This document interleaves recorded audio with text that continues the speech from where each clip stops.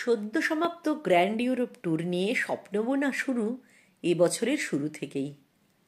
এটা ছিল আমাদের প্রথম বিদেশ ভ্রমণ, তাই এমন একটা ট্রিপের জন্য বহু কিছু ব্যবস্থা করতে হয়েছে অনেকটা আগে থেকেই। নমস্কার, আমি মৌসুমি। আমার স্টোরি লাইনের সমস্ত দর্শক বন্ধুকে স্বাগত জানিয়ে শুরু করছি আজকের এই পর্বটি। আজ থাকবে ইউরোপ যাবার প্রস্তুতি পর্ব নিয়ে বেশ কিছু কথা, যা আপনারা যারা ভবিষ্যতে যেতে চান তাদেরও সাহায্যে লাগতে পারে। আমাদের এই ট্রিপটি ছিল স্মাইলস পার মাইলস ট্রাভেল এজেন্সির সাথে। এদের সাথে কথা হয় এবছরেরই প্রথম দিকে। তারপর ওই কোম্পানির একজন বাড়িতে এসে যোগাযোগ করে ট্যুর সম্পর্কে আমাদের বুঝিয়ে বলে। পুজোর সময় ফল সিজনের সৌন্দর্য উপভোগ করতে এই সময়টাকেই আমরা বেছে নিয়েছিলাম। তখনও পাসপোর্ট হাতে আসেনি আমাদের। পাসপোর্ট পেতেই প্রস্তুতি চলে ভিসার জন্য। এখানে জানিয়ে রাখি, লন্ডন সহ 10টা ইউরোপিয়ান কান্ট্রি যেতে 2 ধরনের ভিসা লাগে। লন্ডনের জন্য ইউকে ভিসা, বাকি ইউরোপিয়ান কান্ট্রিগুলোর জন্য সেঙ্গেইন ভিসা। দুটি ডেট আলাদা আলাদা দিনে পড়ে। কিছু টাকা অ্যাডভান্স করলেও ভিসা ক্লিয়ার হওয়ার পরই বাকি টাকা পয়সা জমা করি আমরা। ভিসার টাকা পয়সা প্যাকেজের মধ্যেই ইনক্লুডেড ছিল। ভিসার ব্যাপারে সব ব্যবস্থা বা পেপার ওয়ার্কস করা হয় কোম্পানির তরফ থেকেই। কসবায় ওনাদের অফিস থেকে হাঁটা পথ রেনে টাওয়ার, যেখানে এদের ভিসা অফিস, অ্যাক্রোপলিস মলের ঠিক উল্টো ফুটে। ভিসা ক্লিয়ার হয়ে ওদের অফিসেই পাসপোর্ট চলে আসে বাই পোস্টে। ততদিনে এদিকে প্রয়োজনীয় জামাকাপড় কেনাকাটার সাথে চলে শীতের পোশাক কেনা। এক্ষেত্রে ডেকাথলিনের নাম সবার আগে। স্টোরটি প্রধানত স্পোর্টস আইটেমের জন্য বিখ্যাত হলেও শীত পোশাক এখানে সবসময় অ্যাভেলেবল। এদের অনেকগুলি স্টোর আছে কলকাতায়। থিয়েটার রোডে এদের বিশাল আউটলেট থেকে আমাদের জ্যাকেট কেনা হয়। এখানে মাইনাস টেম্পারেচারের জ্যাকেটও পাওয়া যায় সারা বছর ধরে। দাম মোটামুটি রিজনেবল।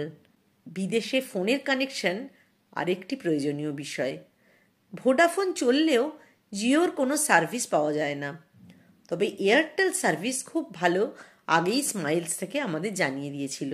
সেই মতো প্রিপেড সিম আর ইন্টারন্যাশনাল রোমিংয়ের জন্য আমরা যাই পার্ক স্ট্রিটের এয়ারটেল স্টোরে। সেখানে ওদের এক এমপ্লয়ি সৌরভ আমাদের পোস্টপেড নেওয়ার জন্য সাজেস্ট করে। জানায় প্রিপেডে যদিও বা কোনো সমস্যা হয়, পোস্টপেডে একেবারেই হয় না তা। পোস্টপেডের ইন্টারন্যাশনাল রোমিং আর নেটের খরচ 1,400 মতো, যেখানে প্রিপেডে 1,300 খরচ 1 মাসের। এই প্রিপেড রোমিং নিয়ে গ্রুপের অনেকের সমস্যা হলেও আমরা কিন্তু এয়ারটেল সার্ভিস খুব ভালো পেয়েছি। এত জোগাড় যন্ত্রের মধ্যে আগের ফোনের স্টোরেজ সমস্যার জন্য কেনা হয়ে গেল নতুন একটা ফোনও, স্পেশালি আমার ব্লগিংয়ের পারপাসে। এর মধ্যে পুজোর সপ্তাহখানেক আগে একদিন স্মাইলসের অফিসে ডাকা হয় আমাদের সবাইকে।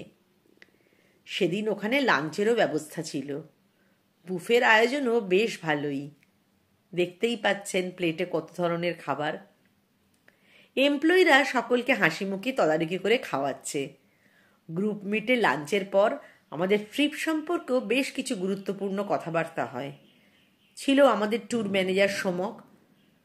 ও আর বাকিরা আমাদের নানান প্রশ্নের উত্তরের সাথে সেদিনই পাসপোর্ট, যাতায়াতের টিকিট আর ইন্স্যুরেন্সের কাগজপত্র দিয়ে দেয় আমাদের খামে ভরে। এর সাথে প্রতিজনের জন্য একটি করে ট্রাভেল ব্যাকপ্যাক আর একটি স্লিং ব্যাগ গিফট করে ওদের কোম্পানির লোগো দেওয়া। সেদিন দীর্ঘ আলোচনার শেষে আলাপ হয় আমাদের গ্রুপের কয়েকজনের সাথে। ফরেন মানি এক্সচেঞ্জেরও ব্যবস্থা ছিল সেদিন SPM এর অফিসে। সব শেষ হতে সন্ধে হয়ে যায়। এদিকে কাশফুলের দোলায় আকাশে বাতাসে তখন পুজোর গন্ধ।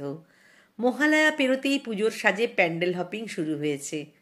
আর আমি পুজোতে কলকাতায় থাকতে না পারার আফসোসের মধ্যেও পঞ্চমীতে মাকে দর্শন করে প্রিয় মানুষজনের অফুরন্ত উৎসাহে প্রথম বিদেশ যাত্রার উত্তেজনায় অপেক্ষার প্রহর গুনছি। ষষ্ঠীর রাতেই আমরা বেরিয়ে পড়ি এয়ারপোর্টের উদ্দেশ্যে।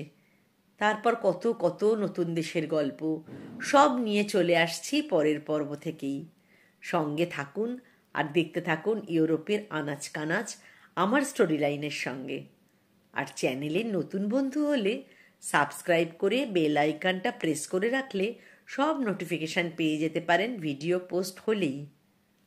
আজ তবে আসি, সবাই ভালো থাকবেন, টাটা।